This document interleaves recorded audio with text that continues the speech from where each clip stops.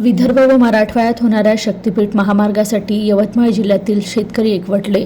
कळंब, यवतमाळ, घाटंजी, जिआरणी आणि महागाव या 5 तालुक्यातील 4000 शेतकऱ्यांकडून 2500 हेक्टर शेती शक्तीपीठ महामार्गासाठी संपादित करण्यात येणार आहे.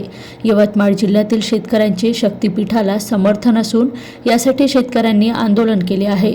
शक्तीपीठ महामार्ग झाल्यास विकासाला चालना मिळेल अशी अपेक्षा आहे. काही लोक विरोध करीत आहे, परंतु लवकर काम सुरू करण्यात यावे, अन्यथा आंदोलन करण्याचा इशारा शेतकऱ्यांनी दिला आहे.